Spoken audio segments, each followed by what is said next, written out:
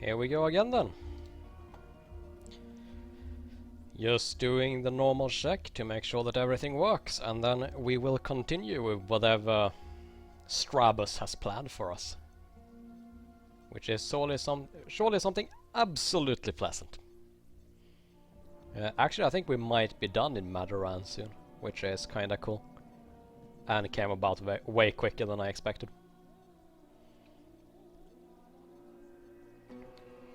Yeah, just... Yep, everything is working properly. Let's go. It was flawless, smiles Strabus, beaming with joy and enthusiasm. Lord Galeus died in his sleep. It's royal. No expense spared. Treatment.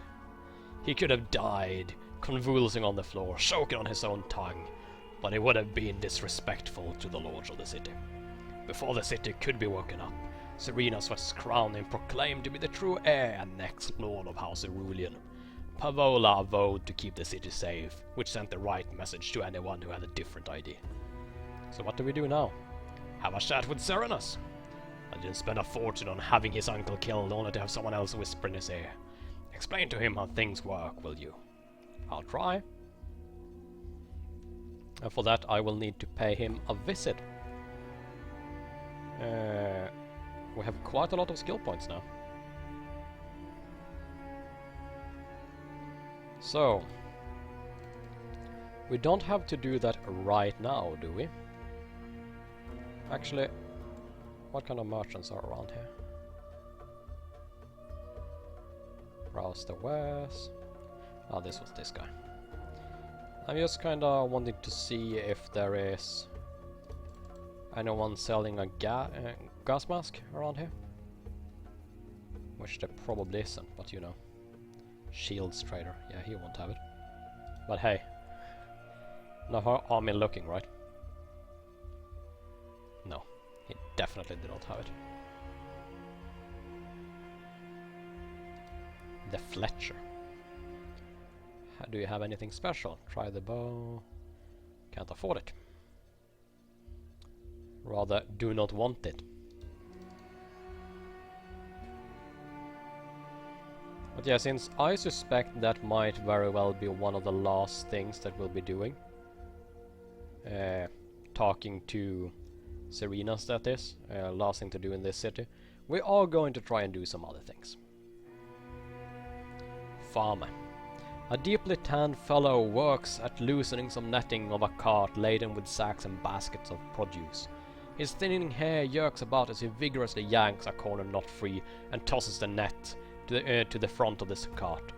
Pausing just long enough to wipe his forehead with the back of his forearm, he grabs a basket of potatoes and turns to carry it over to the nearby stall. He moves with the strength and efficiency of one well accustomed to physical labor. Do you have a moment, dear farmer? Yeah, several. He grunts as he sets the basket down by the stall and begins walking back over to the cart. Planning to spend them all on these baskets, though. He grabs another basket and pauses to give you a grin. While you can walk and talk, I can talk and work. He slides the basket off the cart and turns for the stall. I'm not going to help him since I doubt I'm strong enough. I much prefer carrying my food on a plate than by the basket. However, I understand the value of time. You rub a couple of coins together in an outstretched hand. Perhaps a couple of coins is worth the delay. A couple of drinks on me at the end of the day wouldn't be so bad, right? He sits the basket by the stall, turns to face you and pauses for a second before grinning. Kind of against my principles to rest before the job's done. But I reckon I'd be a damn fool to pass up an offer to buy a few of my words. He walks over to you, pockets the coins and half-jokingly gives you a conspiratorial whisper. Let's keep it between us, though, else the commerciants will want half, right? I am commercial. Give me back one of the coins. He chuckles at himself. Name's Eugenius. What can an old farmer do for you today? Looks to be a good load here. Is it difficult raising a harvest out there? Eugenius squints his eyes inquisitively and grins. What do you think? He pauses and looks up into the sky, his face turning grim. Some years are brutal, trying to scratch a living out of the dirt. You feel like a damn fool trying to coax stubborn seeds up out of the ground into this, he waves his hands around, hellish world. Who can blame him, right? But then, some years, a few showers here and there, it's almost feel like the gods might just still give a shit. They probably don't, he quickly added, matter of factly. But when you go from a year where you're spitting on prickle fruit seeds every day just to get them to sprout, to a year like this one, he points to the basket of produce, it's almost enough to give a man religion again. Why do you keep doing it? Well, we gotta eat, don't we? He laughs heartily for a few moments before trading off and wiping his eyes. He lets out a mirthful sigh and turns serious again. It's a noble profession, you know. Farming, I mean. I'm no house noble by a long shot, but it's an honest living. Keeps me conscious clean and my neighbors fed. There are troubled times, no doubt, but at the end of the day I know I took care of myself and didn't hurt anyone while doing it. The harder I work, the more I grow. The more I grow, the more money I earn. And the more food there is for you to buy. Sometimes what's good for one is good for another. A novel notion these days.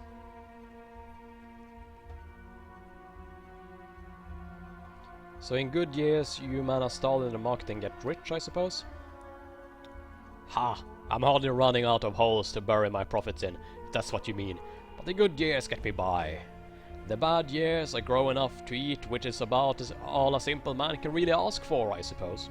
But yeah, good years I haul the surplus to market and make some coin for putting back. It actually pays very well when I've got it to sale. And this isn't my stall. When I've got this much surplus, I sell in bulk to a merchant here at the market. There's too much work to do back at home when the crop is coming in strong. Margin isn't as good after you consider the discount to the merchant and the commercial fees, but the time saved ensures I've got haven't got the crop rotting in the field. The commercial always get a cut, doesn't it? Are they difficult to work with? Eugenius smiles and looks around. You wouldn't stand in front of my house and talk shit about my opinions, would you? He raises his eyebrow as he gives you a moment of comprehension to take hold. Look, the commercial does what it does and I do what I do. If you wanna sell in the mayor towns, you gotta pay the fee. So no, they're not difficult to work with and they're very efficient at processing my payment and papers. They keep the market square well guarded, so good for all, right? So what's their fee? Depends on how well you're doing. Usually it's about 3, 4 on 20.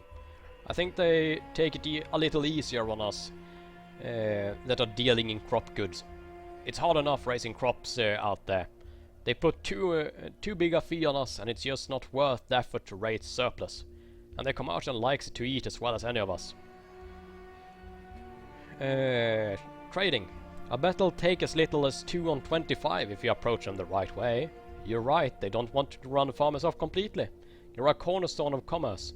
Tell them you need extra money and put towards increasing your yields. It means more produce and market and more fee income for them. They should go for it. Actually, I think that's kind of better for the commercial, so I'm going to go with it. Eugenius looks stunned. He starts to say something, then stops. He chuckles and locks eyes with you. Why would you tell me this?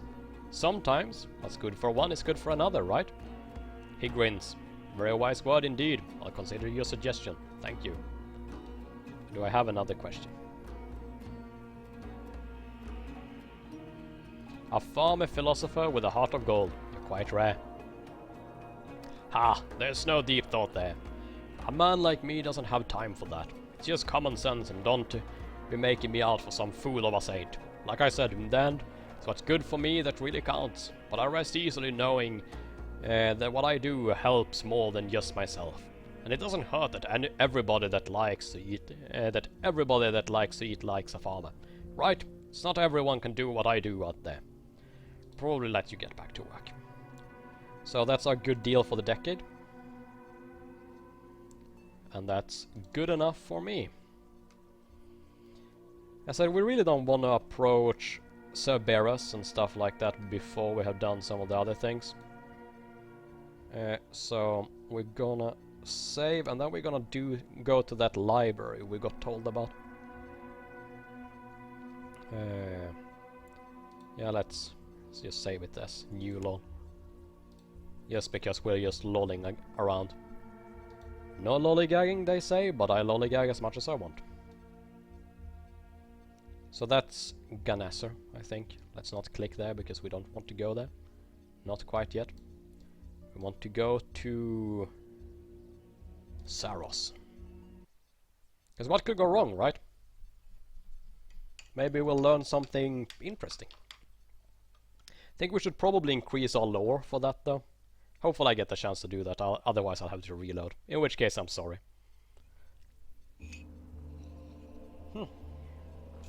The House of Wisdom. The Imperial Library of Saros was actually built after the fall of the Empire, in a noble yet futile attempt to preserve the rapidly disappearing knowledge for future generations. The library operated for almost 4 decades, but came to an unexpected end when rumors that the library collected more than dusty old scrolls started spreading. The volunteers protecting the library managed to repel 2 attacks before the complex was overrun by raiders who didn't leave many stones unturned looking for anything valuable. Explore. What could possibly go wrong? Doing a safety save at the beginning, since we're spending skill points. Safety save. Because it's safe to save. Going that. We still have 45 left, so I mean... we do have quite some skill points. Is there anything around the library I want to look at first? You know what, I'm gonna go around and just look over there first. Come here. I will come there, but not quite yet.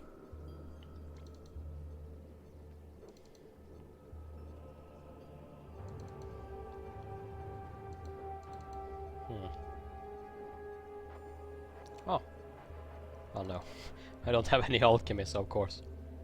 It's gonna be hard.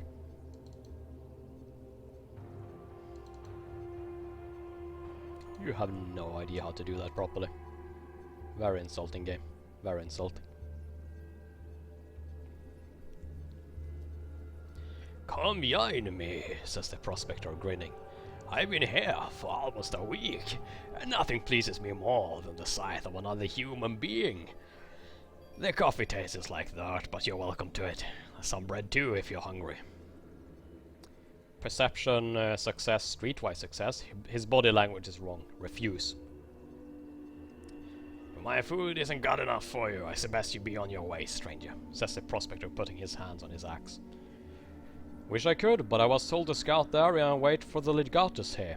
He'll be pissed if I'm not here. Trust me, you'll have enough trouble dealing with him when he's in a good mood, but if it's pissed, he'll nail you to a cross first and ask questions second. Failure. Bullshit. Okay. We are reloading and increasing our streetwise. Because I want in there, and streetwise is one of these skills I want to increase anyway.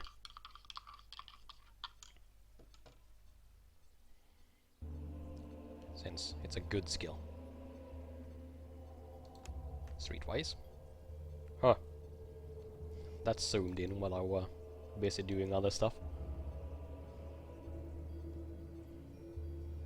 Success. Why would you nail me to the cross? Says this prospector in confusion. He thinks everyone's a spy. You have to admit though, running into you here is a hell of a coincidence. And the legatus doesn't believe in those. Swearing, the prospector starts packing his things quickly and retreats without saying another word for you. Wait for him to leave. Haha! It's mine! My temple.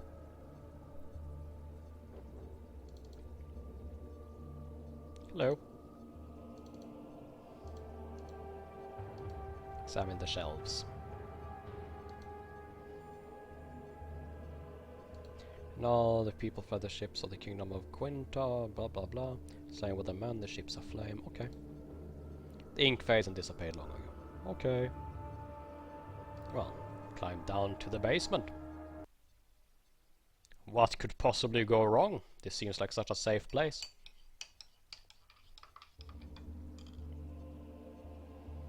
examine the shelves.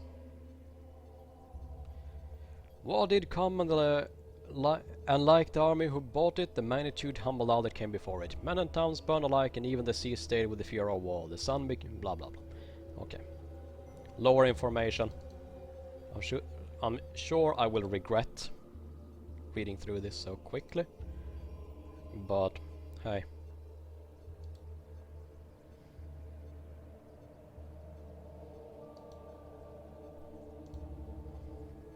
Lore success, that's how I want to read. Found a crumbled note scroll depicting a strange diagram and some comments written in a language you don't recognize. Seems that the scroll shows some kind of network connecting different places, although the purpose of such a network is unclear. You're able to copy 2 locations on your map before the scroll falls apart in your hand. Cool! Now I need to examine everything even further. Ancient machine. Okay, we will go there last.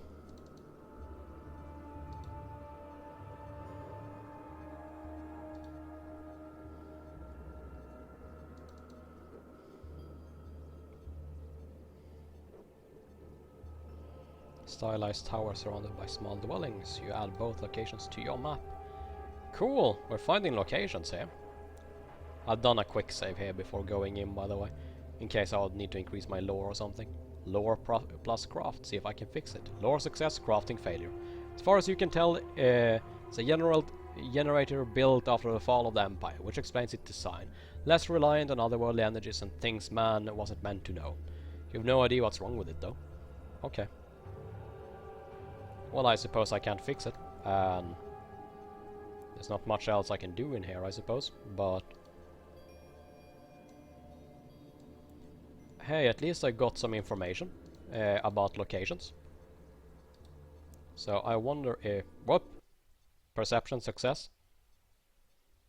Uh-oh. What was it? Tell me.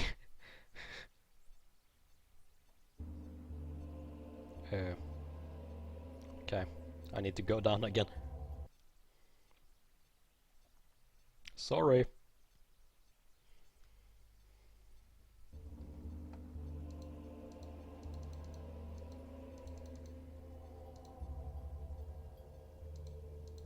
No more perception success?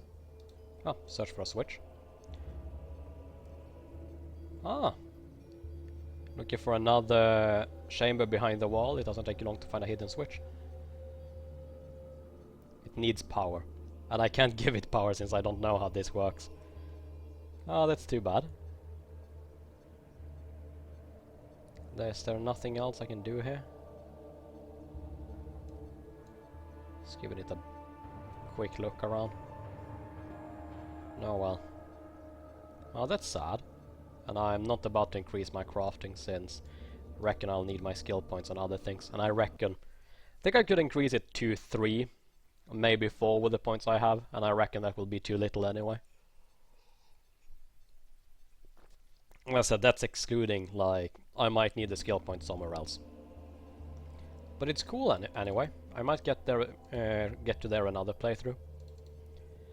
I'm thinking to do another non-combat playthrough after this, when the full build of the game is released, and then I'll probably play a thief. And I'm thinking that thief may very well have some crafting come in handy. So let's see the locations with what's revealed. We have that one in Ferie, and we have Zamadi, which is one of the gods, right? Oh, and what's this? The Ark. Well, I'd say we proper need to go and investigate. Investigate. That's what I'm gonna call the save. So yeah, let's start by going to the Inferie. Since that seems like a nice place, right? No one would name an unpleasant place Inferie. No one.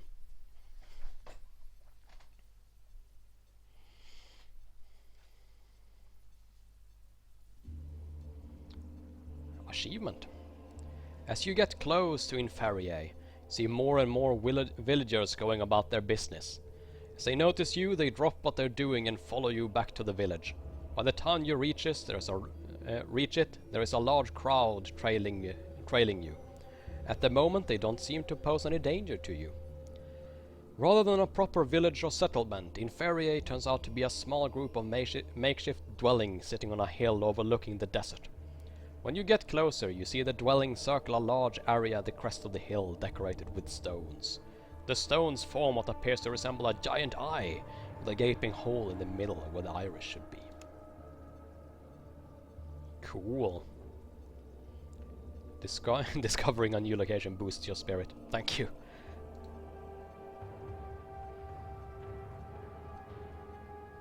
There's some villagers I can speak to. There's some warriors. A lot of villagers.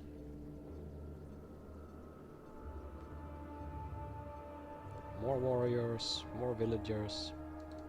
Okay, let's approach. One of the villagers assumed the role of a guide and points at one of the dwellings on the outskirts of the village. The dwelling is surrounded by patches of strange plants growing out of the sand. Go inside, because why not? Ezra. You're standing in a smaller room filled with various plants that leave just enough space for a bed occupied by a dried up crone. One of the villagers respectfully taps her on the shoulder and whispers something to her ear. The crone gestures, looking irritated, and the villagers fall back, leaving you alone with her. She slowly gets up, sighs, and comes closer to take a good look at you. Well, well, well, she says in a low, raspy voice. Look what the wind blew in. She fixes you with a hard stare and scoffs, her withered lips twisting and moving as if searching for the right words to express her displeasure.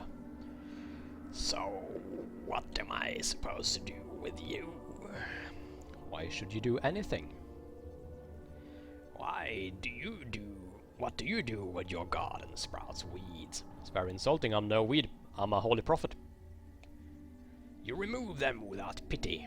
Even though a weed is a living thing and wants to live as much as everything else does.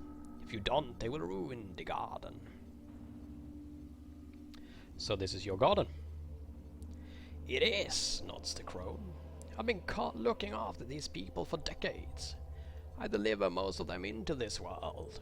Not many midwives around these parts.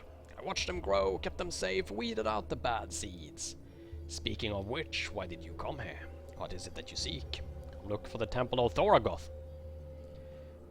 Do you see a temple around here? She scoffs again. Why are you looking for it? It holds answers to many questions. It holds a lot more than that. And how do you know that exactly? I visited it when I was young and curious. I walked down the ancient halls. I held in my hands the relics the gods left behind. I sat where the Magi did when they came in droves to learn the knowledge that didn't belong in this world. I even looked down at the sleeping god that lies there and wondered if the kiss of a fair maiden, don't look at me, I wasn't born old, would have the power to wake him. But even then, the crone raises her voice suddenly. I had the wisdom not to touch things I don't understand. Leave them alone. Wisdom your kind lacks. Wisdom or fear? Fear is the beginning of wisdom, says the crone with disdain, shaking her head at your foolishness. For only a fool isn't afraid. Knowing what the gods have done and knowing their power and how freely they use it, how can one not be afraid? Men talk a lot about overcoming fear, but fear is a natural thing. Its purpose is not to scare you, but to keep you alive. And by staying alive, by avoiding things that would kill you, you gain wisdom. So the god is still there, sleeping? Why wouldn't he be? It's not like he has anywhere else to go. What if the god can make things better? Can fix all this? What if he makes things worse? Counters the crone. That's the difference between the town dwellers and the desert folk. You hope, always hope. She spits the word hope as if it was an insult. You hope that the Lord will be merciful. Hope that gods won't harass you. Hope that the stone owner will take pity on you. Hope that levies won't be raised too much this year. Hope that the price won't go up. Hope that there will be work tomorrow. You You're so used to hoping that someone will take care. You're so used to hoping that someone will take care of you that you're all ready to believe in just about anything as long as it promises you new hope. Intelligence success. You seem to know a lot about the town life for someone who lives in the middle of nowhere. Charisma success. I was born in Maadoran, says the crone suddenly. Before the first exodus. The city was different back then, filled to the brim with people, like an overused latrine that hasn't been cleaned in a while. Smelled about the same too. That's what I remember the most. The smell. We lived like animals, sleeping together to keep warm, eating scraps, fighting for what little we had. Not much of a life that was, yet people fought for it and died for it. As long as it won't get worse, my mother used to say. Like a prayer that went unanswered. Every year things got worse, and every year she said the same thing. It took me years to understand what she meant. Anything we could survive wasn't the worst. Anything we could survive, we could get used to and learn to live with. As long as things won't get worse, said the crow, smiling grimly. I need a drink? Give me a second.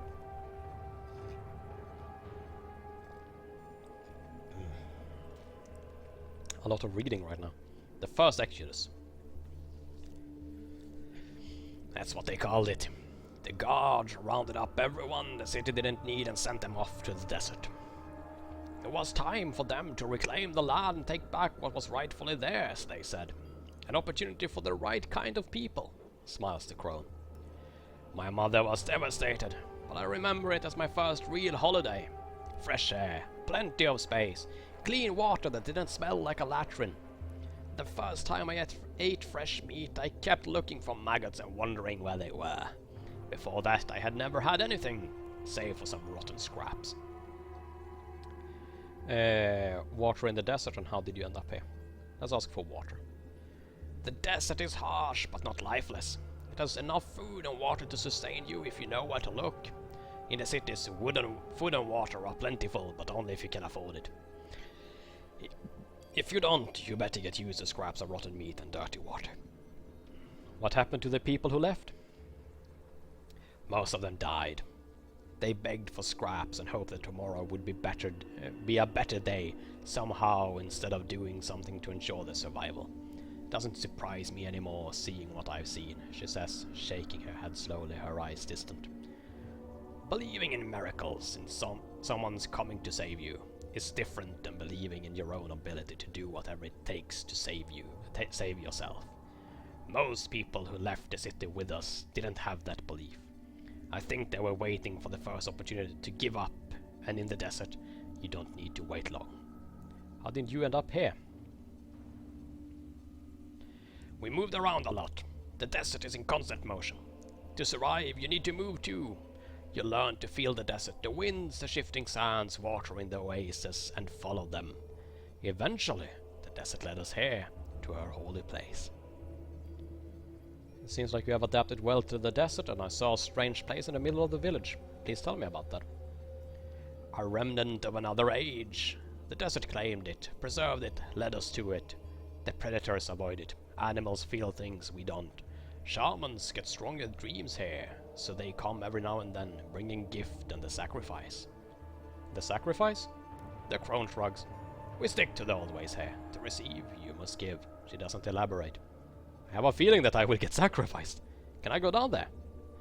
I won't stop you if you choose to go, but you won't be coming back. Even if you survive, you will stay down there. These people believe that this is a holy place. Can't have them see you emerging from the underworld alive. You go down there, you stay there. That's the deal I offer, and there won't be any other. So, some other time maybe. I am going to make a save. Going down below. And then I'll take the offer. Okay. The villagers surround you the moment you step outside, but the crone shakes her head and they step back, obeying instantly and without question. I wonder if I can go back now and ask to be sent down. No. Okay. Maybe we missed the opportunity. Take a closer look. I think that will send us down. Because really, why wouldn't we? What could possibly go wrong?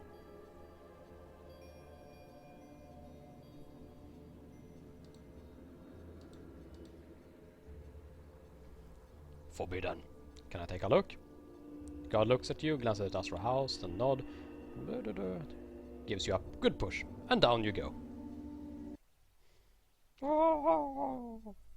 Let's see if I die doing that. But we have to take a look, right? You land on a pile of rotten corpses, the smell making you gag. Slowly you get up and look around. You're standing in a large chamber. The only source of light is the opening above your head, way out of reach. The two guards are posted there to discourage you from trying to escape. They look down with interest, exchanging comments. Explore!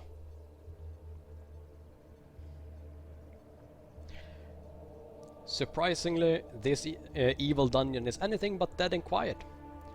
A deep humming sound fills your ear, seemingly coming from everywhere at once, and the floor under your feet is alive with vibration. The air is thick and acrid, smelling of sulfur, rock oil, and other unidentifiable things. You see what looks like a stone demon, patrolling the dark hallway. It's damaged. The stone surface is broken in many places, but it looks like the head has suffered the most damage. Suddenly, as if it can smell your fear, the demon stops and turns toward you. Where are your manners? Go and introduce yourself to your host. Because why wouldn't we? Intruder, the demon asks with uncertainty. Standing closer, you see that a chunk of his head has been sliced off cleanly, which must have affected his mental capacity. I come in peace. Intruder, says the demon. They always come. I kill them. More comes. Always come. Always kill. Why do you kill intruders? Master's order. What did the master say exactly? The demon freezes for almost a minute, then say, defend the tower at all cost. Kill anyone who managed to come inside. You managed to come inside. Therefore, I must kill you. Intelligence success. Wait! What if your master comes back? You won't kill him, would you? I can't kill the master. Acknowledges the demon.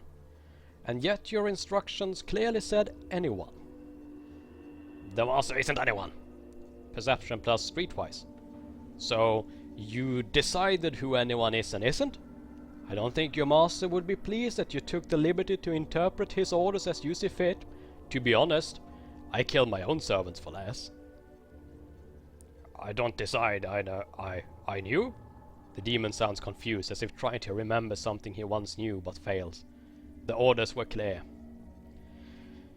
Do they sound clear to you? Kill everyone, but not everyone? No wonder you're confused. I think you forgot a vital part of the order and can no longer tell who's intruder and who's guest. Guests, says the demon as if remembering the word. Guests were allowed. The master had guests. Well, I'm a guest of your master. He asked me to make sure everything is running smoothly. So what happened here? The demon looks at you suspiciously, as if doubting that someone like you can be of any help to him. But he's already accepted the idea that you're a guest and he isn't planning to revisit it. Shields failed. Sustained extensive damage. Lost structural integrity. Lost power. Insufficient resources for repair. Salvage part. Restored converter. Reconstructed portal. Revised power level 12%. System core ready. So what can we do here?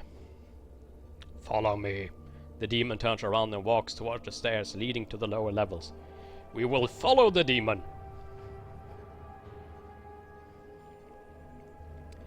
The demon moves to the console and puts his hand on the control.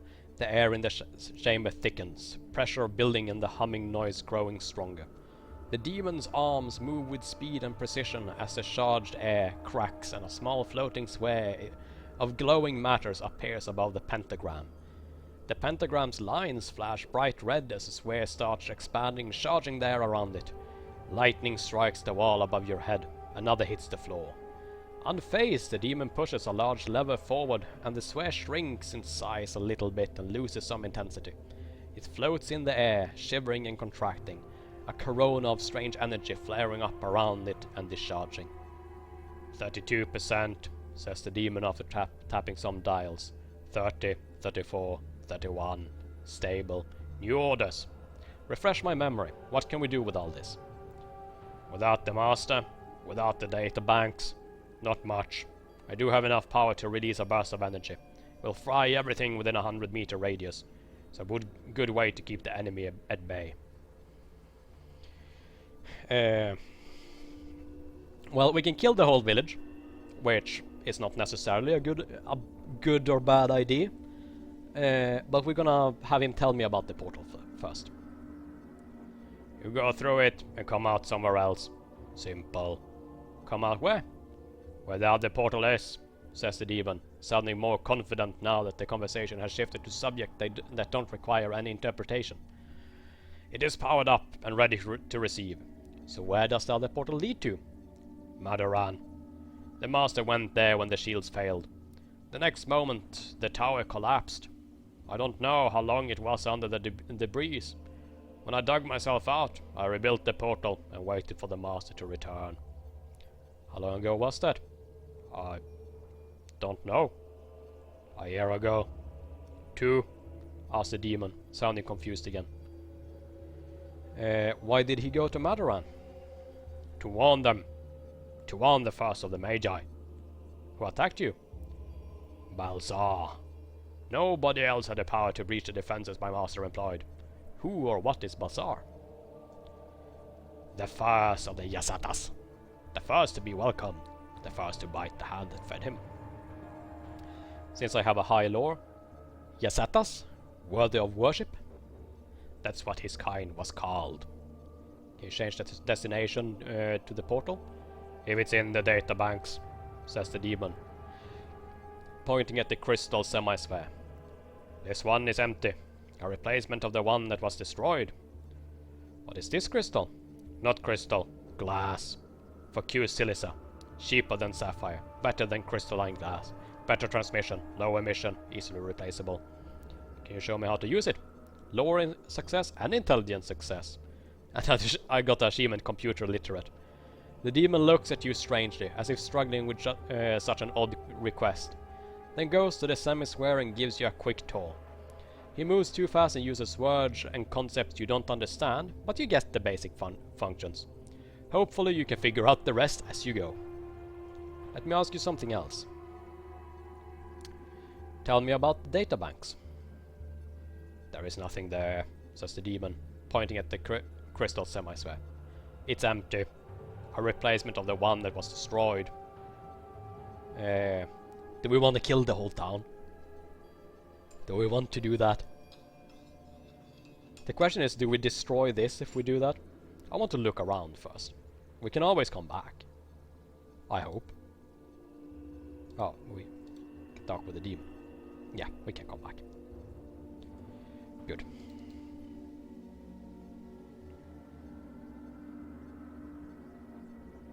That's the portal. That's the crystal. Let's mess with it.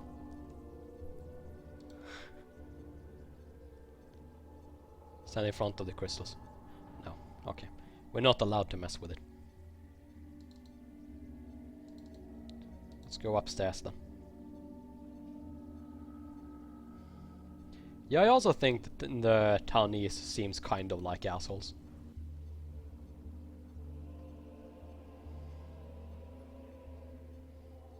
Oh, we can apparently inspect the dead bodies.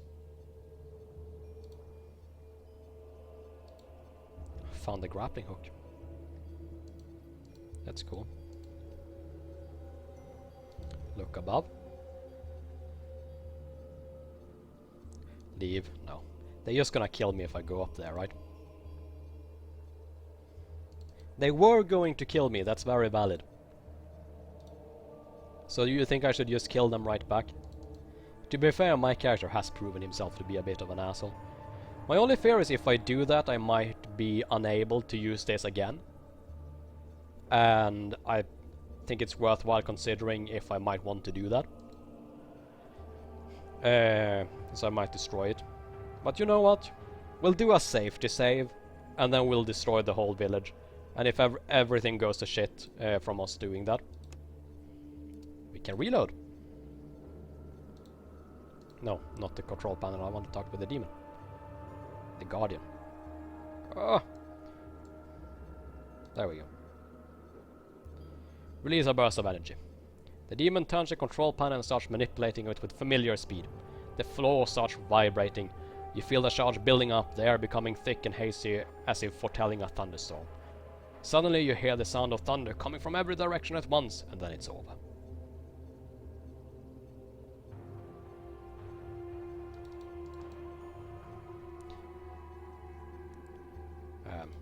Okay.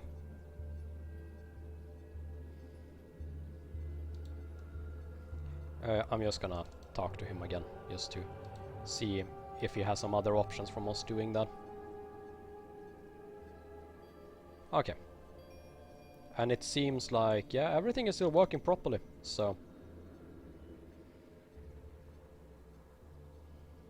yeah.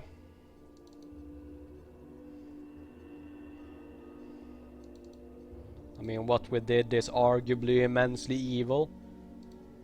Oh, I don't have any throwing skill though, so I won't be able to get up that way. Portal it is.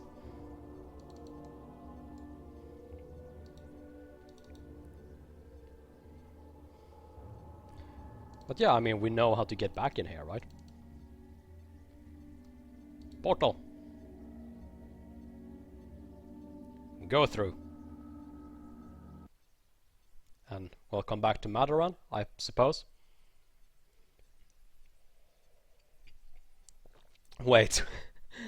What if it leads straight into the abyss? That would be bad. Didn't think of that. Because of course the abyss was Maadoran. You step into the glow. For a moment it seems like you're falling. Then you step out on the other side, dizzy and disoriented. You're standing in a small chamber at the top of a minaret, far above the city. At your feet lie the skeletal remains of a man clad in tattered robes, a strange metal glove still on his right hand. There's an old faded message on one of the walls. Turning around you see a glowing portal, a hatch leading down, and what looks like a large, brightly glowing glass lamp. A glass tube enclosed in a metal cage and designed to protect the glass from damage. Huh. Okay, that's the elevator. Ah, cool. We can see this around us. Doesn't seem like we're in the abyss. I mean, maybe we are. I wanna go over here. Maybe. Oh. Okay. Let's examine the message first and hope we have enough lore. Failure. What if I increase my lore?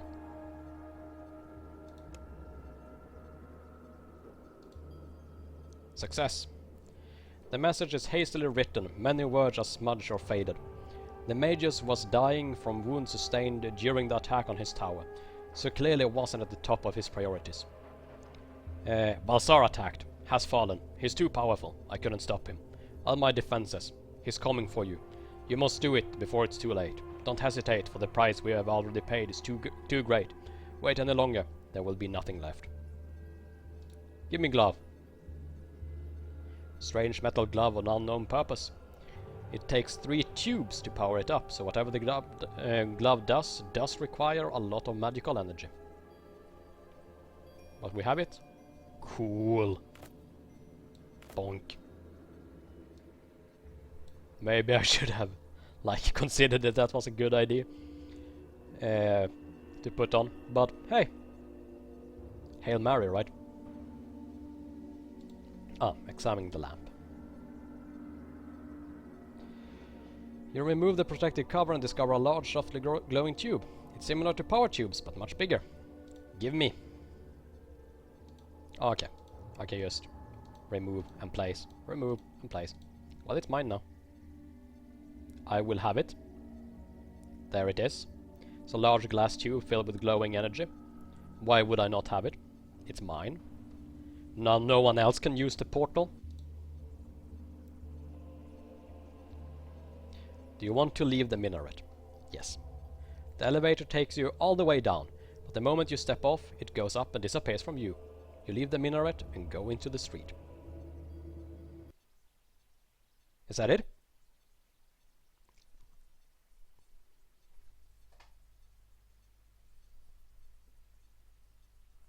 And it's like, you're in the abyss, you die.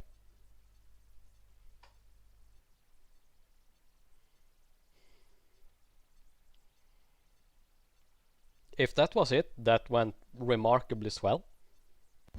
And I have the power crystal, and I killed the whole village. And I'm now computer literate. Oh! We're fine! And I have a power glove. I'm gonna wield that and just to see if anyone comments on it. I have a power crystal and all sort of things. Yep. I think Abacur might want to speak with me, don't you? Fort, arena, main gate. Question is, do we talk to... Yeah, let's talk to Abacur before we go to the next place. Wait. Oh, I didn't even get like one of these traits and ranks from killing everyone in a city. In a village, I mean. Village and city are not the same things. Since really Abacur is the only one we have to talk to about these things, right? Hello! Few items I want you to look at. Show him the metal glove. The ghost hand! Where did you find it? Exclaims Abacur, examining the glove with childlike curiosity. It was said that some machines could never function in this world, for they require different laws of physics. Thus the Magi had built them in realms that exist elsewhere. They call them the ghost worlds and use devices such as this one to bridge the gap between these worlds and ours. The Magi were all about efficiency and practicality. So how does one use it? The same way you use your own hand. Reach out and touch something. Of course, you need to be able to see into such realm first, which is a mystery you should solve first. Well, thank you. So here, no, he has nothing else to say. Cool.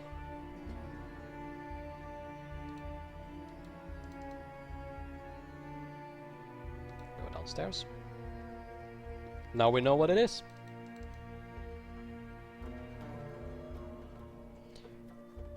And of course, now that we have done that, we need to look at these two places. But, you know, we could do all this after we've completed the main quest. I see no reason why we shouldn't do that now. Because I doubt we'll be prohibited from exploring those places afterwards. Hopefully it won't ship us straight off to Ganesser, but even if it does, I think we'll still be able to go back to those. But in case, we'll do another safety save.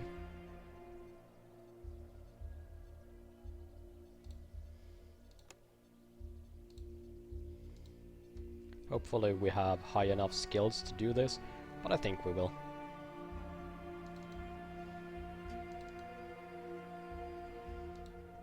Let me in. Go in, you're on the list. Okay. Thank you.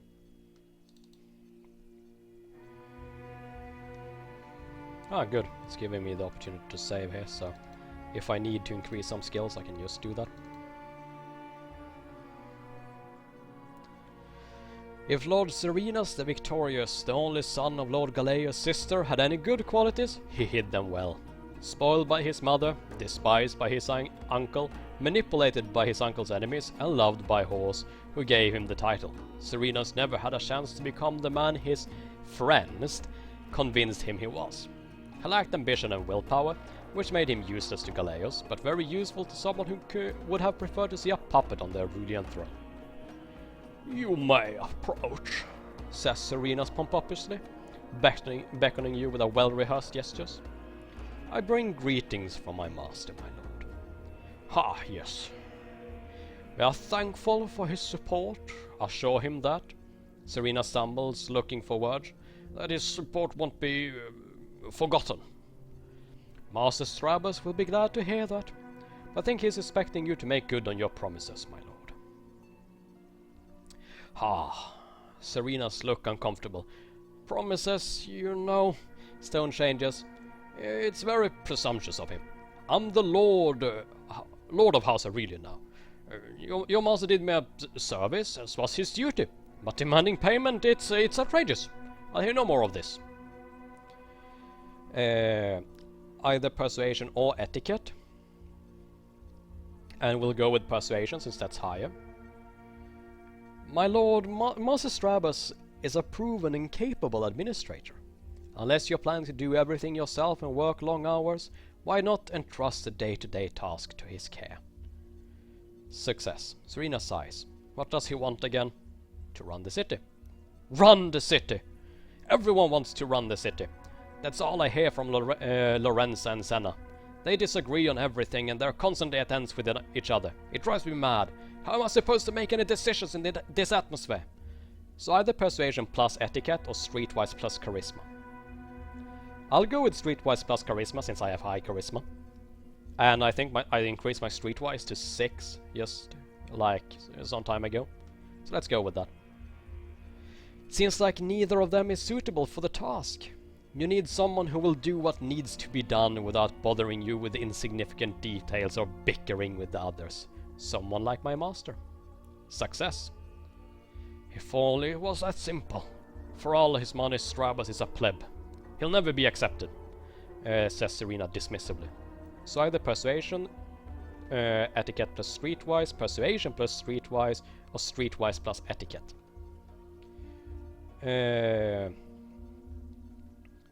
Probably persuasion plus streetwise. Quite a dilemma. You have two loyal supporters who wants the same position. You can't give the job to one without angering the other. Seems that the only way to solve this riddle is to give the position to someone else. Success. You make a good point, says Serenas, trying to sound wise and noble. Very well. Please inform your master Strabus that he's the city's new magistratus. Just like that.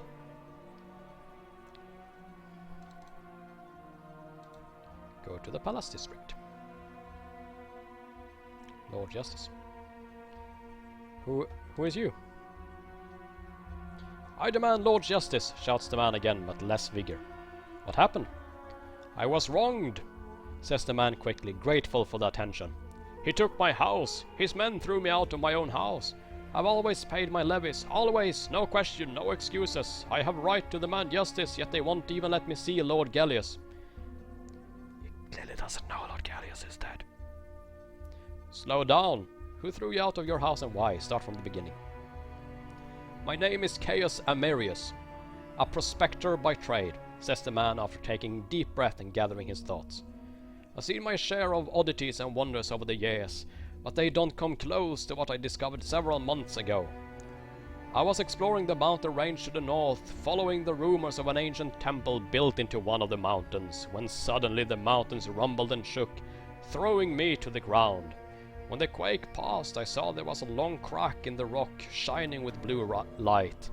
The crack was no more than a few inches wide, so I could only peer inside, but what I saw there made me weak in the knees. A terrifying figure, horned and huge, sat upon a throne, gazing at me with indifference. In front of the throne stood the biggest metal chest I ever seen, flanked by glowing lamps. It took me a while to realize that the mysterious figure was long-dead guardian of this tomb, still clad in the battle armor of legends. The armor alone, so well preserved, would fetch a fortune, for it is a gift for any lord. As for the chest he was guarding, the mere thought of what might be inside made me dizzy. So there I was, a few steps away from the biggest find of my life, yet unable to reach it. I would never be able to go through that rock on my own, and so I returned to Maadoran and carefully approached a number of men who could fund such projects. All but one had turned me down. What happened next? Against my better judgment, I made a deal with Marcus Valla, a man of means and reputation.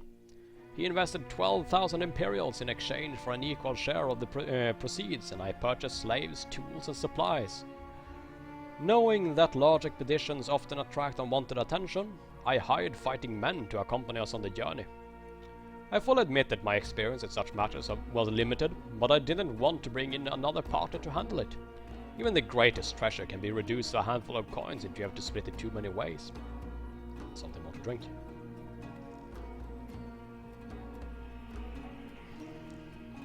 I sense a tragic twist coming up.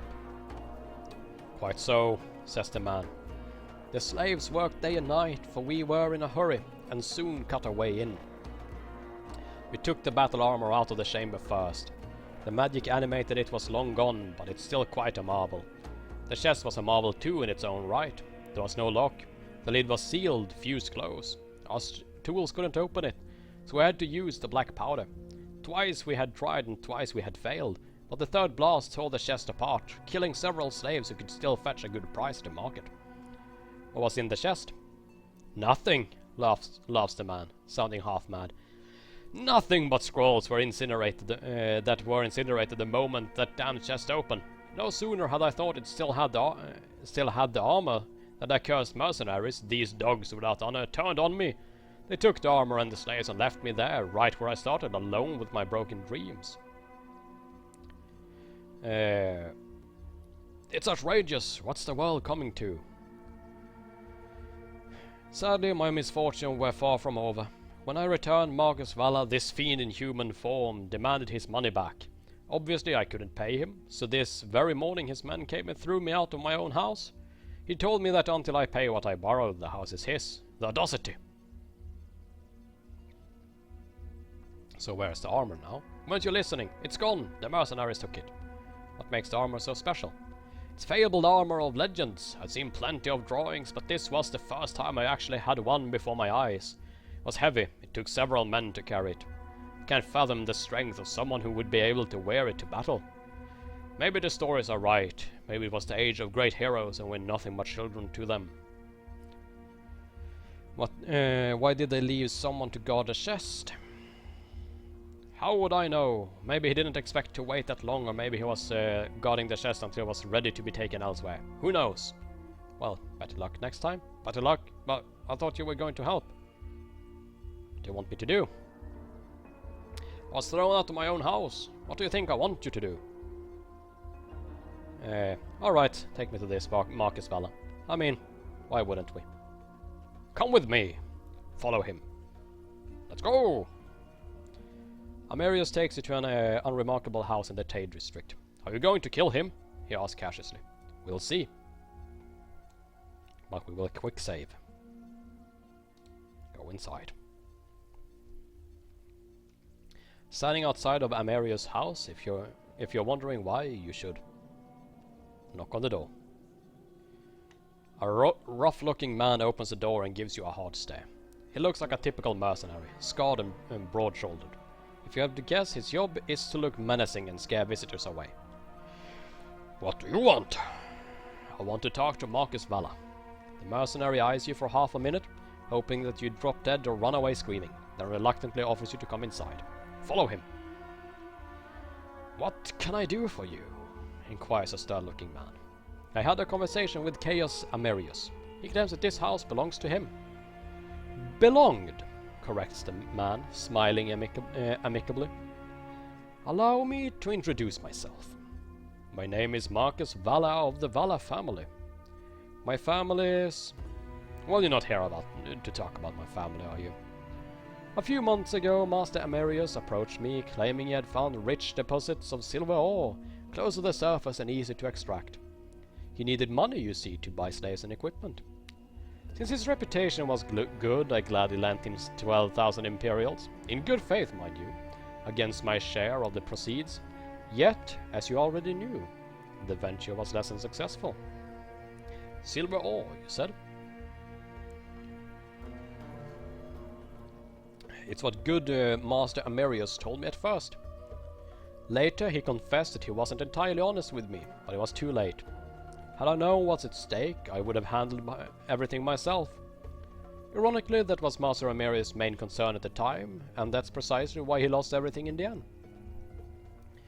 I tried to reason with him and arrange a way for him to repay his debt, but he formed an opinion that he didn't owe me anything anymore, and that we were equal partners.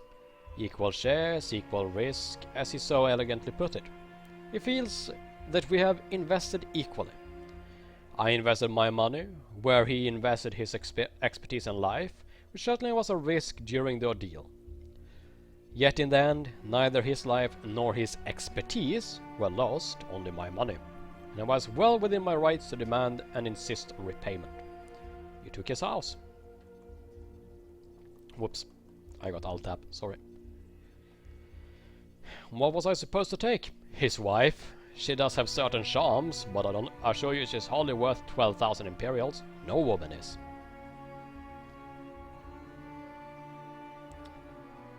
I don't care about Amarius, but I'm interested in that armor. Let's be reasonable here, or I've heard enough. Get out.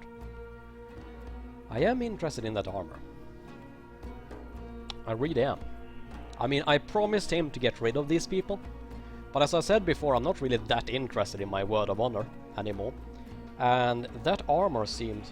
At the same time, it's armor though, so really what would we do with it? Yeah, that's the question. Let's try to be reasonable. Then bring me the armor and I'll vacate the house immediately. You have my word. Thought it was taken by mercenaries. It was taken. The question is where? This relic isn't something you can sell to the first trader. It's worth quite a bit of money. Since the mercenaries can't sell it in Maadoran, there's only one city where they can get even half of its true worth. Ganessa. So how do I find them? The mercenaries will need a buyer. One of my men who dabbles in such things will make them an offer they won't refuse. When they bring the armor, take care of the mercenaries and bring it to me. Do we have a deal?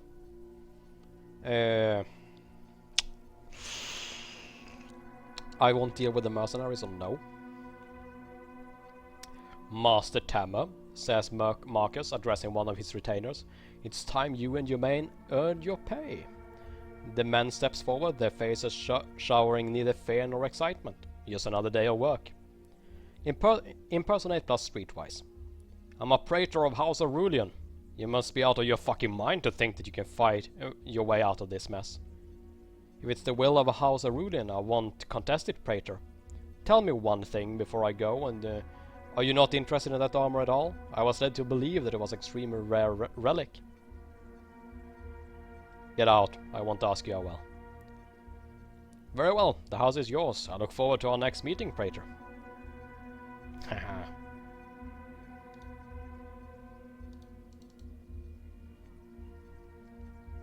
Any news? Asked Amarius hopefully.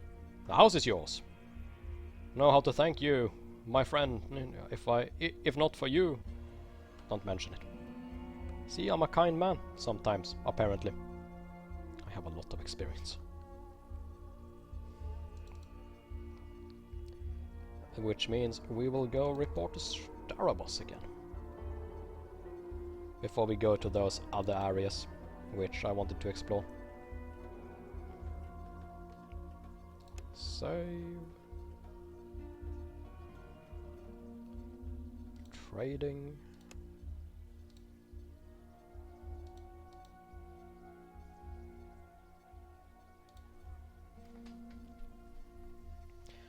What do you have for me, Savarius?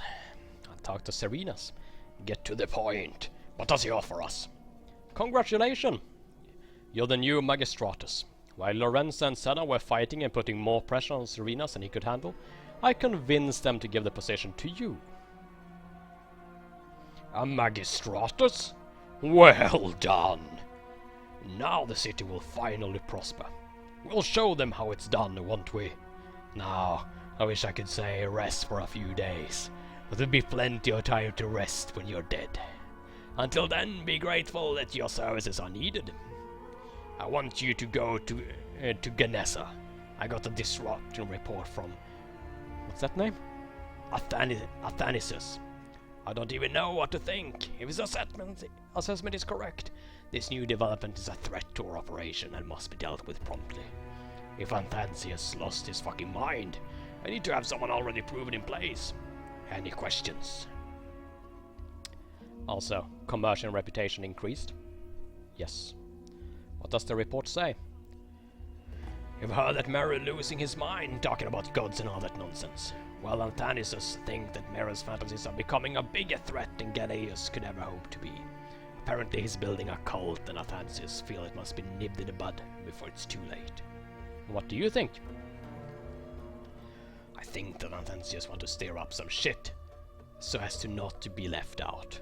Linus took out Carinus. I toppled Galeus himself. I bet Anthesius wants to show that he's capable of daring deeds too. Not that he would mind ruling Ganesser given half the chance. Can you tell me about Anthesius? He's a snake, so watch him with both eyes. Linus is a simpleton compared to him. Anthesius does nothing unless it benefits him somehow, and that includes sending the report. I have no idea what he expects me to do, but my choices are to ignore it or send someone. Sending someone might be exactly what he wants me to do, but doing nothing won't do it all. So watch him and think twice before you do something, you hear me? If it's such a problem, why not just kill him? And who'll do all the work? Asks Strabus derisively. I can always rely on Anthesius to get tasks done, which is more than I can say about most people in my employ. He's very good, and that's exactly why he can't be trusted. Capable man will never stop eyeing the seat of his superior, trust me on that. The problem is you need capable men on key positions, or you won't get far yourself. Of course, it's good to shake things up every now and then, and show that nobody's untouchable, no matter how valuable, but now is not the time to do that. Okay. Yeah, we got more skill points. Got 60 skill points. Whew. Well, that's very good. So, we have a few things to do here in Maadoran, though. Maadoran, I mean. Like, we need to go to the slums to try and find a fellow thief. But we'll do that a bit later. Because there's still whoop.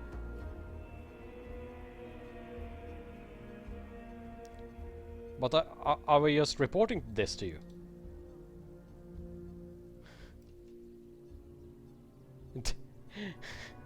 What? I got the experience again.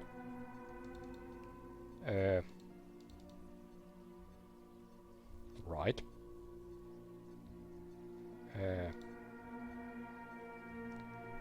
Okay, I got the experience again. I'm going to report that bug on the forum later. I mean, they can just watch this video if they wish to see that. At the moment, I am sadly the kind of dishonest man that will not say no to a few extra skill points, and I'm not sure how to solve the problem anyway. So, we're taking that.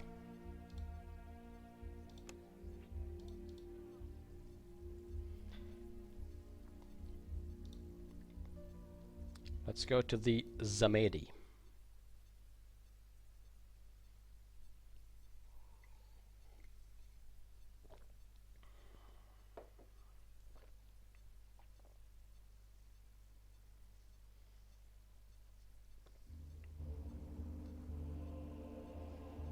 That's a preacher and a couple of believers.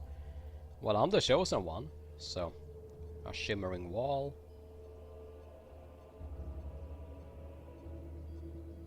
Wow, this area is much bigger than I expected it to be. Cool.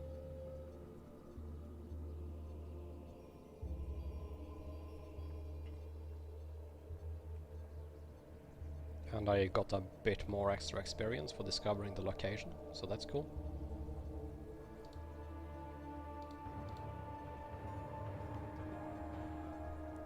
Have you come to pray, brother?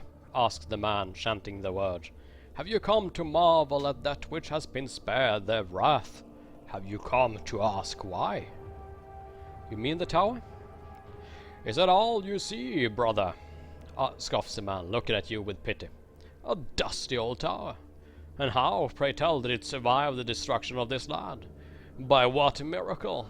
By whose miracle? You know what I see, says the man, changing his tone and going back to chanting. I see a shining beacon of faith, a message in God's own writing to those who have eyes to see. What else was spared when everything else was destroyed? What else was it there spared when the gods could have flicked it away as one would an insect? Oh, it was no accident, believe me. There is a grand design at work, my friend. So why did they spare it? It's their way of telling us that this is the house of gods. By their mercy it was saved. It will be by their mercy that we will be saved when these doors will be opened, and only those of pure heart and mind will be permitted enter. Only they and nobody else will be saved when the gods return to end the reign of men. Only they and nobody else will receive their grace and be allowed to drink from the divine springs. How did you find this tower? The gods led me to it. My caravan was attacked by raiders and I had to flee. After days of wandering in the desert, I prayed to the gods to save me. The very moment I uttered those words, the sky started clearing up, and I saw it standing there in all its glory, heavenly light shining upon it. The gods showed me the way. They tested me and my faith to see if I would falter and fail, to see if I would start having doubts, to see if I would turn away from them like many have done time and time again. But I did not. I passed the test. I placed myself into their hands, and by their grace I did survive. Leave. Okay. Apparently, he did not have much to say. Well, surely we want to poke the temple. Apparently not wielding the glove anymore.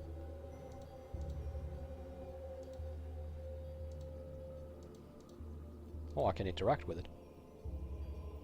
It needs 3 power tubes. Okay. Look at the shimmering wall. Look at it. You're standing among the ruins of the town of Samedi. Not much is left of it. A few broken columns and wall fragments sticking out from the sand like graveyard stones. And, of course, the tower. A relic from another age. Once a beacon of arcane knowledge. Now a desert lighthouse, warning caravans masters to stay clear of this area. Just as you begin to dismiss such cautions as folly superstition, nausea wells up within you, and your skin starts to prickle. The magic that was unleashed on Samedi may have weakened over the centuries, but it's far from gone. Approach the tower. As you get closer to see why the tower hasn't been ransacked yet, a shimmering wall of red light, too bright to look at directly, blocks the entrance. Verily, you take a step forward and the red light surrounds you. Instantly it feels like you're walking underwater, fighting for every step. You glance back to measure your progress and realize that you haven't moved an inch. Okay. Let's go for a quick look around the place. Oh, no, we can't. Okay. I were gonna go for a quick look around, but I can't. So we'll just have to judge that that's that, and we'll come back later. Maybe when we've gotten power to the glove. The Ark.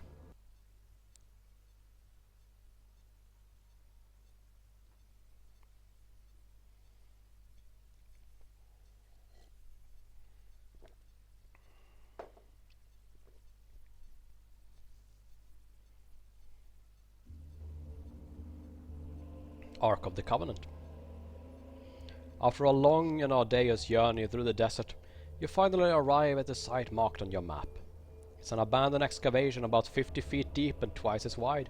Whoever did it spared no expense to unearth what it is that lies beneath the sand. They found nothing except for an old ark. You see people around the dig site, but you can't tell who they are from this distance. Get closer, of course. The men are armed. They aren't organized enough to be Imperial Guards, or they must be either mercenaries or raiders. Probably raiders. The leader looks familiar, though. Why, it's your old friend Esbinus. Approach. Hello, Esbinus. It's a pleasure to meet you again. Let's save this as old friends. Hello! Savarius? Didn't think I'd see you too soon. What brings you to my humble abode? I want to take a closer look at that building. Magnificent, isn't it? Hard to believe it was completely abandoned when we found it. A piece of history just buried and forgotten. 1,000 years ago, the Imperial soldiers marched under the Ark, thinking that it would stand there forever as a testament to their glory. Today, slaves relieve themselves on it. Spiteful fuckers. What are you doing with the slaves? Selling them as cheap labor, since I don't have the heart to kill them. Why, you want them? Afraid not. Afraid not. Now about the arch.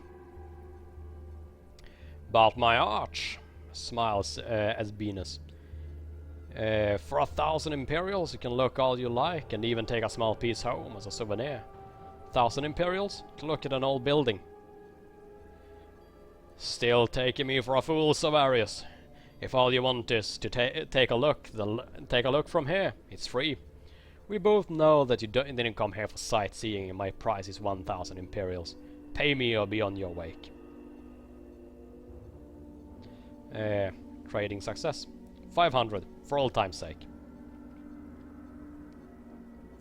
1,000, says Asbinus, shaking his head. Last time I was in a hurry, not to mention outnumbered. Now I can sit and wait for you to loosen up your purse for as long as it takes. Mind you, I hope you appreciate the fact that I'm not sending in my men to strip you naked and have everything you have. You did me a good turn back in Terran, and Asbinus always pays his debts. You're right, I didn't come here from sightseeing. I'm here on the guild's business, which means that all expenses must be authorized by the guild. So do you want me to give you 500 now, or do you want to go back and haggle with my superiors? I'll take 500. Pay him. It's all yours, says Asbinus, counting the coins. The game keeps giving me money, but it never keeps telling me when I get paid. So I actually didn't know that I had money. That's Asbinus over there. Slaver, worshipper, worshipper. Worshipper, worshipper, worshipper, worshipper, worshipper. And there is no like speaking symbol with them, so I can't talk to them. Sadly. Is there anything here I can click on? I can examine the arch. Which, of course, why wouldn't I? Standing in front of an arch, other than its size, it looks completely ordinary. Old and dusty, with a few cracks here and there. You walk around looking for anything usual, but find nothing of interest. You sure? What happens if I increase my lore?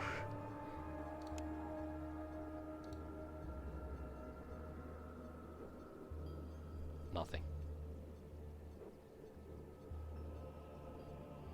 I mean, I kind of want my lore to be 7 anyway, so I'll do the save to save now. Because I'm not sure if I need 8. That's trading, not lore. That explains it. Sorry. And I definitely want trading at 7, so.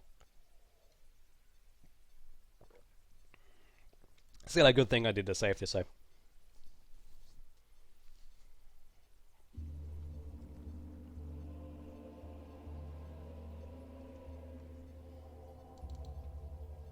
It teleported me back here for some reason.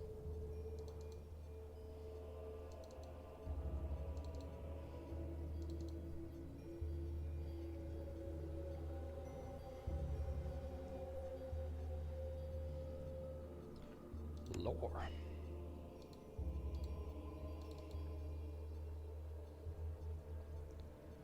Nothing. And with lore 8 then?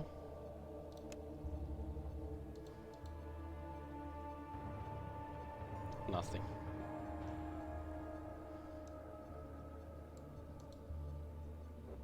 Okay. Well, then it was kind of pointless paying him.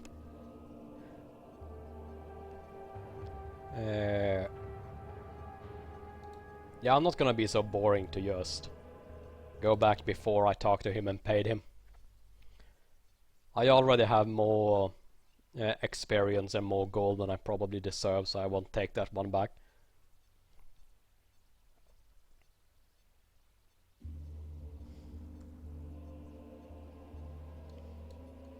Okay. So we've done the arc, we've done Samadhi. Let's go there.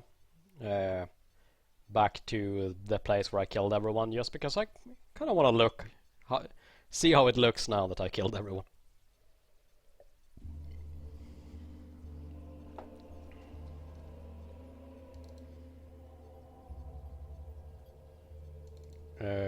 Everyone's dead. That's how it looks.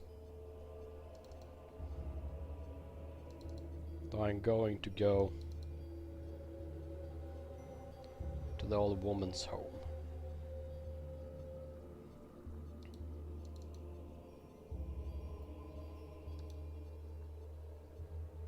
Oh, can loot her if I want. Let's just take all her acid vials. Other than that, I don't see really any reason.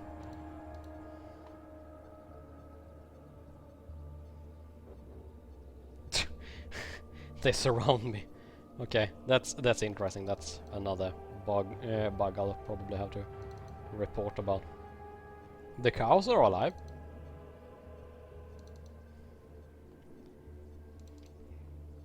They survived the radioactive blast I apparently unleashed. Yeah, let's go back to Maadoran, since we need to find... what's his face? The thief, anyway. So we're going back to the slums to try and find him. And then we will celebrate the last time we spent in Maadoran by trying to go to the abyss. I know we don't have a gas mask, and I said that I think we need that. But at the same time, wouldn't it be a proper trip if we didn't try to go there? Slums, here we go.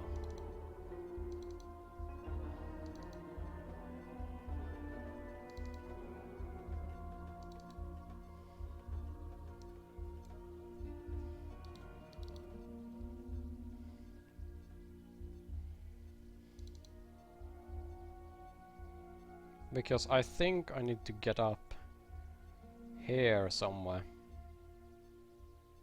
Nero's drinking hall in that collection, yeah, that's where I need to go. Question is, like, how do I get there?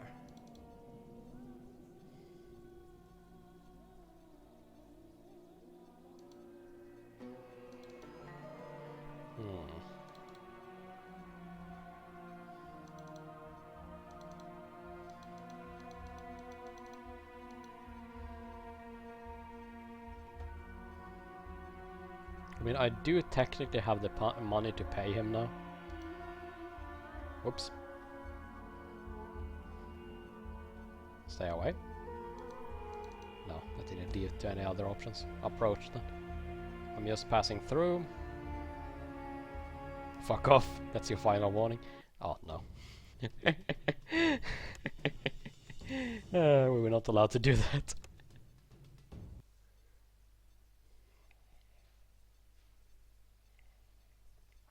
At the same time, I see no reason why I shouldn't pay. Because again, I don't really care that much about money. I know I'm a merchant, but it's not my first priority. The first priority is power and friends and connections, and I want to speak with old man Niles. Niles, whatever his name was. Where am I? There.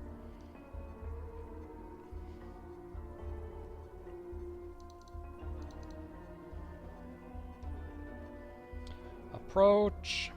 I'm just passing through. I'll pay 1,000 Imperials for just passing through.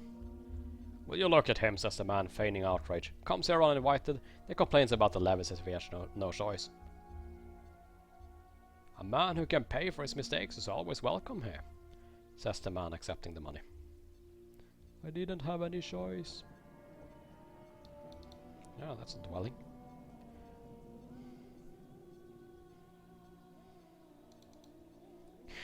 You hear a couple copulating on the other side. Truly love knows no bounds. Yeah. Truly, it does not.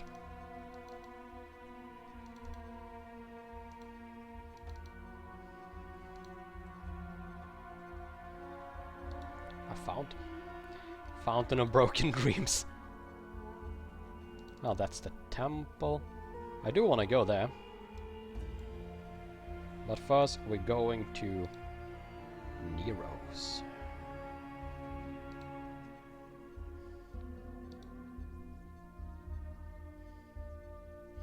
What do you want? Asked Nero's. A skinny man with a scarred face. I have a package for you. You owe me 3,000 Imperials.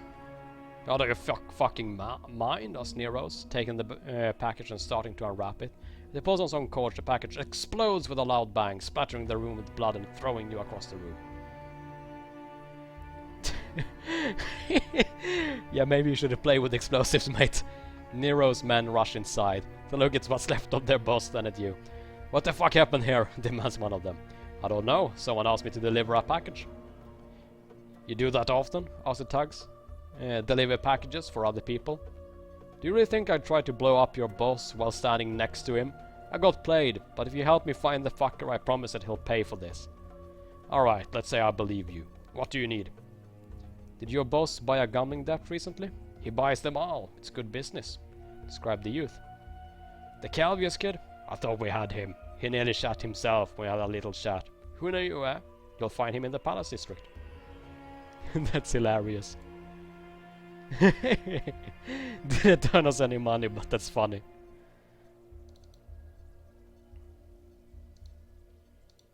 Well, we'll go to the temple first anyway. Suddenly the maze-like streets and alleys open into a large square, occupied by an old temple and busy plaza surrounding it. First time, eh? Asked a tall man dressed in comfortable robes, smiling pleasantly. I'm Clemens, the local doctor. Seem to be doing well. For someone who lives in the slums, you mean? Smiles the doctor. It's not that bad, I assure you. Think of it as a province of a vast empire. Just because it's poor doesn't mean one can't do well here.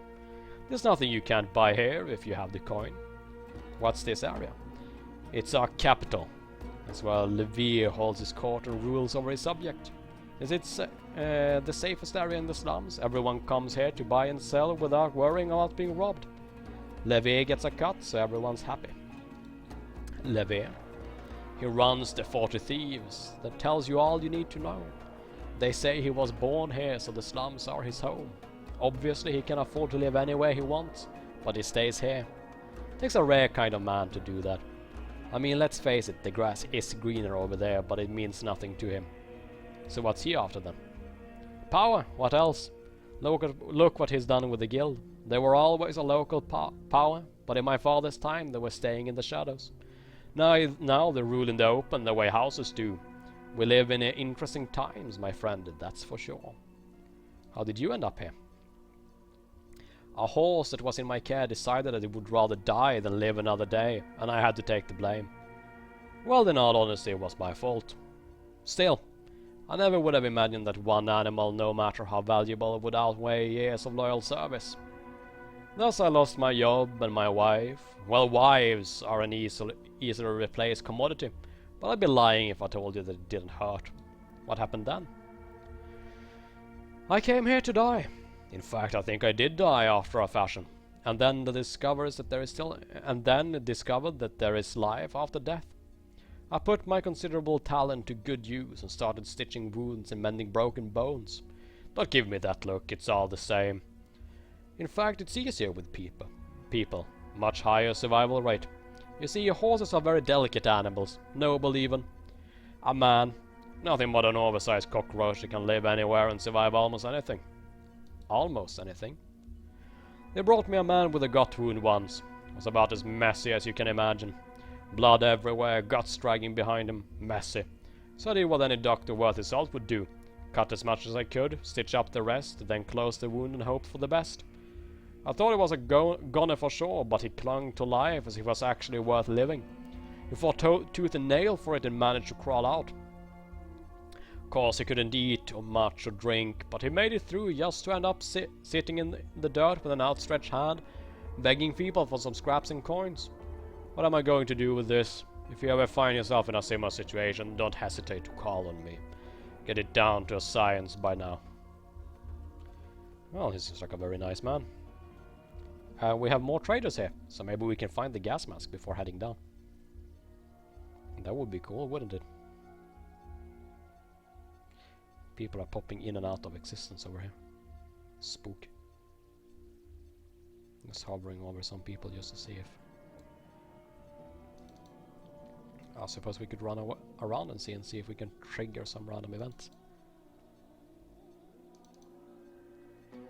Thief. I hope they're not mad, since I impersonated them earlier. Okay, let's go say hello to Levi. What the fuck do you want? Leave. Okay, I guess we're not saying hello. Oh, that's a trader.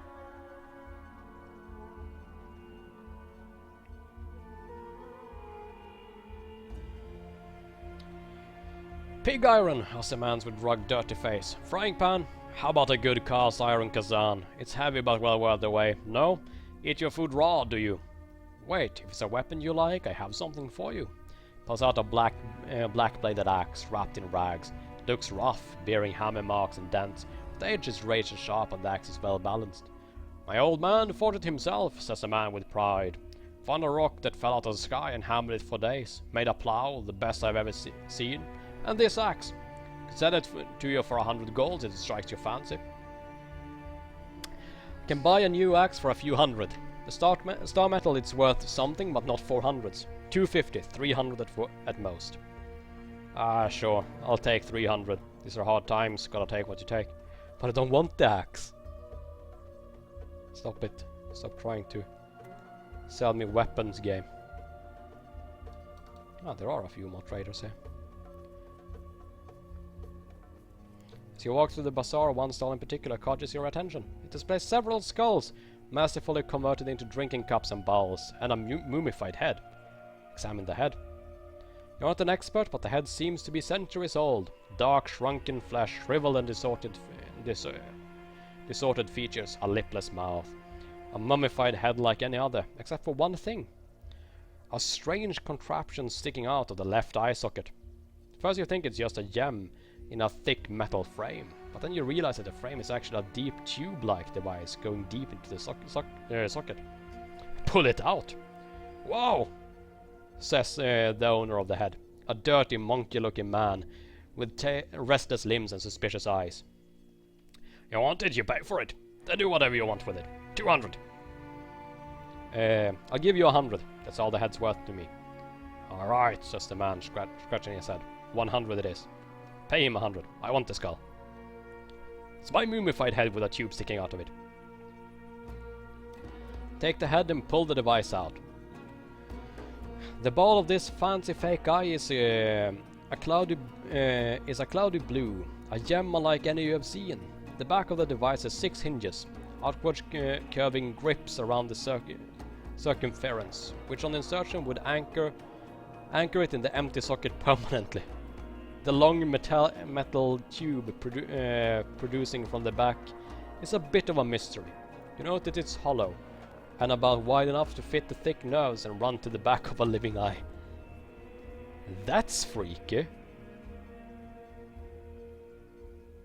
Mechanical eye. Yeah, I'll have that. I suppose we're going back to Erebus. Maybe that will make me able to, like, see into the other world, like you were talking about earlier. There's also another trader down here.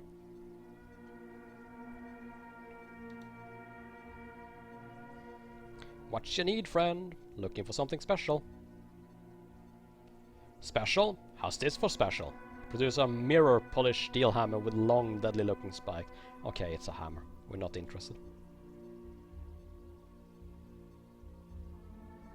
And he has no gas mask, right? What's that? Wine Emperor. Cool. Yeah, at least they sold some cooler stuff in here compared to that other place. Or the other places we have been to. I suppose we could exchange a few more words with Clemens. Maybe he sells some things as well. Ever seen anything like this? Show the eye implant. Interesting. You know, I once replaced a man's eye with a metal ball, so I do have the required expertise, if that's what you're wondering. Well, at the very least, I know how to remove an eye without causing any damage. Then we put this thingamajig in and let nature take its course. Can do it for 100. What do you say? No, I want to show it to Erebus first, thank you. But it's very kind that you're offering.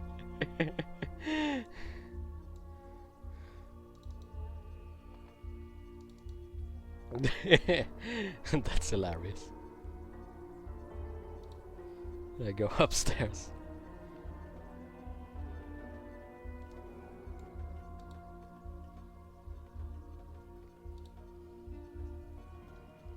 Have an eye. Show him the eye implant. A rare find. Most of these things were destroyed after the war, melted in great furnaces and poured away like dirty water. They say that such eyes could see what mortal eyes couldn't, although I can't say for sure what it means. Okay. You convinced me, Abakir. We're putting it in.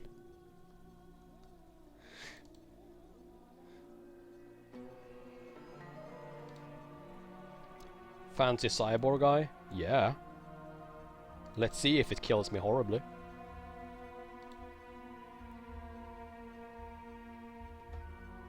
About the eye implant.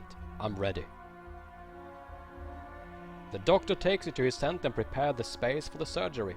A crowd of onlookers gathers around, watching the preparation with interest. You lie down on an old mattress that smells of mildew and urine, trying to relax.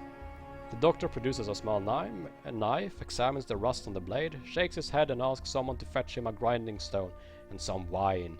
He looks at you and smiles fatherly before instructing his assistant to sedate the patient. Take a blow to the head and pass out. Wake up! The first thing you see is your own eye floating in a jar. The next moment, pain shoots through your eye, where your eyes used to be, and into your brain. Drink this, says the doctor, lifting a cup to your lips. Will ease the pain. Now you'll be happy to know that everything went without a hitch. Almost. So the good news is that you're going to live. The bad news is that the new eye doesn't quite work. I popped it right in, did my best to connect it, but it didn't sync with the other eye. So effectively you won't see as well as you did before, because you're down to one eye. But practically what? Practically, the other eye should work. That's very reassuring. Why doesn't it work? Must be powered up, but that's where it gets tricky. See, it doesn't accept any power source. So, I have a dead piece of metal in my eye. Is that what you're telling me? Doesn't seem dead to me, says Clemens, examining the eye. In my medical opinion, it works just fine. So I'd appreciate it if you wouldn't complain. You're scaring off the other customers. Maybe it just needs some time to adjust, eh? Give it time. In the meantime, let me put a patch over it. You don't want to scare people, do you? By the way, how did you manage to attach it? It almost feels natural. To tell the truth, says Clemens, lowering his voice, I didn't. I removed your eye. That part was easy. I'd done it 100 times, 2 wounded horses after battles. Then I started wondering what to do with the eye thingy and put it in the hole just to see if it would fit. Lo and behold, it whirled to life and took roots right before my eyes. I don't think I would remove it now. I don't think I could remove it now, even if I wanted to. Leave. Did it lower my perception? It lowered my perception. But I have improved my eyesight with a fashionable mechanical eye. Yeah, that's interesting. You know what? Even though that lowered my perception by 1, I'm not removing that. That's so cool. Mechanical eye. Maybe I should have done a safety save before that. But we're keeping the eye, damn it. And we're going to the gate to the abyss. Oh, we're here again.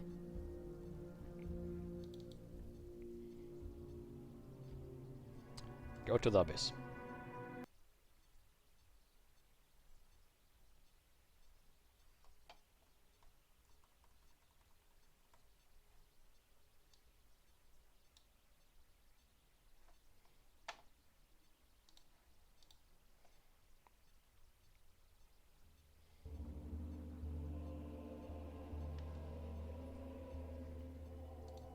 Oh, no, that was back. We want to go forward. Go inside the abyss. No, wait. Save to save. I'm also going to increase my lore skill by 1 point. Because I think that might be a useful skill.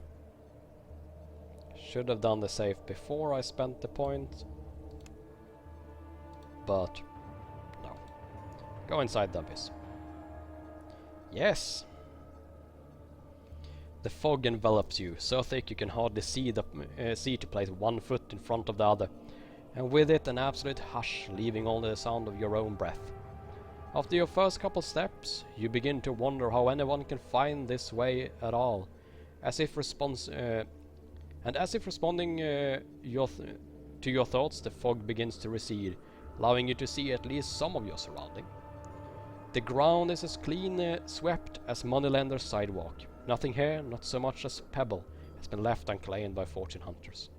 Go forward. Perception, which has been lowered. The path is easy enough to follow when you keep walking until you're able to discern the mounds alongside.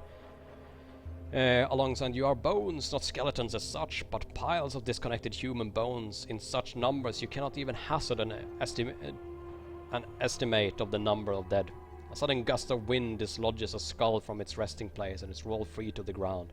When the skull reaches a spot a few feet to your left, it stops as if caught and held by an unseen hand, then shatters, sending fragments of bone flying in all directions.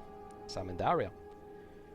The only object of interest is a big broken stone block protruding from the ground to your right. A barely visible letter M is scratched on its surface. I wonder if that stands for Magi. You examine the area carefully but fail to find any other letters. Could this possibly mean? You have absolutely no idea. Go in that direction anyway. You follow the path for a while, and as you stumble on a broken column, half buried in the rubble, lightning strikes a few feet away. The instant clap thunder deafening you. Blinking furiously, you stagger back as a white fireball appears, hovering in the air before you. For a moment, the entire area is flooded with eerie light, then it explodes. Deafened, blinded, burned, you manage to get up. Perception. Intelligence success. After a careful search, you're convinced that the only object of interest is a half-buried column. Thanks. Go in the direction the column is pointing. Continue to pick your way through the rubble until your ears prick up with an unpleasant groaning sound ahead. You come upon an erect cross of heavy timber. A man is hanging from the structure on 4 great black nails, and he's still alive, moaning loudly. "Kill me," begs the man. Looking down at a sudden weight pulling at your hand, you realize you're holding a sword. That sounds scary, but we're freeing him. You manage to wrestle the man down from the cross and pour him some water. Before your eyes, his wounds vanish and his color return. The man rises, stronger and taller than you had supposed. Could have sworn that he was your height, and now he towers over you like a giant. Angrily he lifts you by the throat and flings you away like a child discarding a doll. You roll in the dirt and dust and bits of stone, clutching your smashed trachea. If you had known it to be your dying breath, you would have at least filled your lungs. When you open your eyes, you find yourself lying under the cross. Where the man had been, a skeleton now hangs. It's yellow with age and has hung undisturbed for a very long time. Go in the direction the cross is pointing. You walk on until a grim shadow resolves into a cairn of skulls among ruins. As you come closer, you find your face fading away to be replaced by a deep encompassing calm. "I envy them," a voice whispers from behind. You spin. Although you see 100 meters behind you along the path, a man has somehow appeared only a few feet away. His manner is easygoing and relaxed, as if you were two travelers exchanging a few friendly words before continuing on your way. Why? They found peace, or peace has found them. Either way. What about you? What do you seek? Power, riches, knowledge, fame and glory. I'm not seeking anything, I'm just passing through. Power. And what are you going to do with it when you find it? ... Without warning, the ground rumbles and begins to shake. The forbidding monument collapses, sending skulls skittering in every direction and throwing you to the ground. When you get up, the man is gone. Perception. Eventually, you find the next mark. It looks like a crude drawing of a tree with 2 branches, both on one side. You have no idea what it means, but it's the only object of interest. Go in the direction the sign is pointing. Although the path is perfectly level, your breathing becomes strained and the air thick and heavy in your lungs. Weak and disoriented, head pounding, you're forced to stop. You vaguely recall that you've been searching for some kind of mark, but you can't remember why. When you study your surrounding, you find that you can't focus on anything. Detail and the landscape swirl around you, blending together in a confused blur. Go back while you can, because I have no constitution and no strength, so that's not going to be enough. That's probably what I needed the gas mask for, come to think of it. I wonder where and if you're able to get one. Okay, can't go over there. Go back to Maadoran.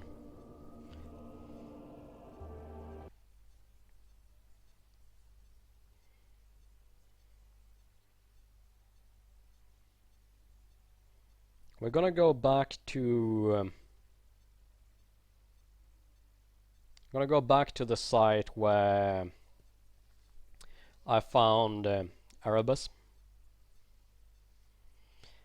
Because maybe we can see something now that we have the eye. I don't know.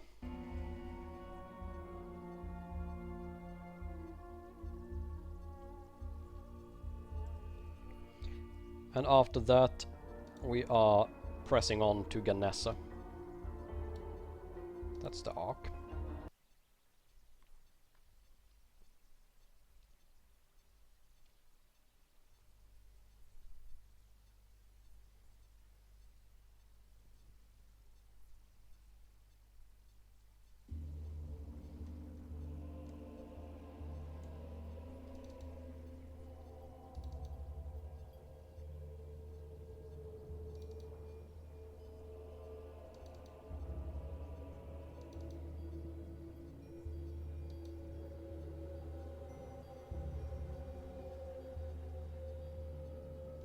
Walk around looking for anything unusual, but find nothing of interest. Remove the eye patch.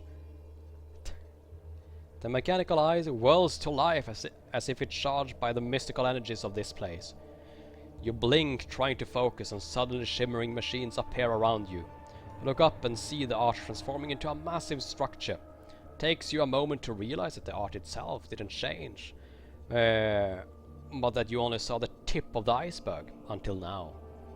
The art is merely a small part of this colossal structure, the only part that is visible in your plane. The rest of it exists elsewhere, somewhere where it will never be seen or found by the uninitiated into the mysteries of the Magi. Examining the machine. Try to touch one of the machine, but your hand passed through it as if it was nothing but an illusion. Use the ghost hand. Unfortunately, you don't have enough power tubes. Well, we'll try to hunt for power tubes at some point then. Seems like a valid thing to do. Actually, let's go there as well now that we have to the Samadhi temple, now that we have the ghost eye. Maybe it will do something.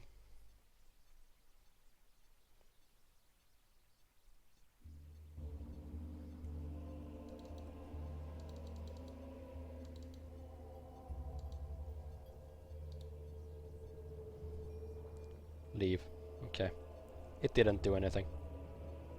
Then let's go to Ganessa, since I don't think there will be any other places for us to look at. Ganess. Here we come. Just in case I would need to go back to this point in time for some reason. Are you sure you want to leave Maadoran? Any unsolved events will unfold without you. Yes, I think. Am I certain? No, I'm not so sure. Yes, I'm certain. Hopefully I can come back to those places. At least those outside of Maadoran. Lord Galea's untimely demise marks the end of an era for House Aurelian's dominance in the region, leaving a massive gap in Maadoran's power structure. A void his successor Serenus, possessing none of his uncle's strength and will, cannot begin to fill. The predictable struggle arises between the self-appointed advisor to the new Lord of Maadoran setting swiftly into a series of hasty power-sharing agreements and uneasy compromises. Feeble and ineffectual, this new rule by committee proves very agreeable to the other great houses. House Aurelian powers bleeds away in a slow but steady trickle to the lesser houses and guilds. Without a strong leader, Maadoran falls to her faction, as each district becomes its own feudal domain, ruled by the local lord, who establishes his own law, levies and militia, ready to defend the borders against the other districts. The rise of Master Strabus marks the beginning of a new era. Strabus isn't the first lowborn who managed to rise above his station, but he is the first whose rise wasn't driven by military success or arcane knowledge. The uncertainty of this first day of the new regime does not faze Strabus, whose pockets are deep enough to weather any storm. Knowing money is the ultimate tool to bend people's to one's will, the guildmaster buys influence, loyalty and favors by the dozen, turning gold into power. One transaction at a time, the commercium gains control over each gear of the political machine until it starts, runs and stops at Strabus' will. You helped Chaos Amerius to get his uncle back. One of those good deeds that everyone's raving about. You rescued a Genesaur preacher from an impending and rather unpleasant doom, using the opportunity to spread the legend of the Chosen One even further. Oh yeah, go me. Oh, I forgot about the noble boy. Ah well. You can't remember everything. And I got to watch someone blow up, so that's cool. And I have a mechanical eye.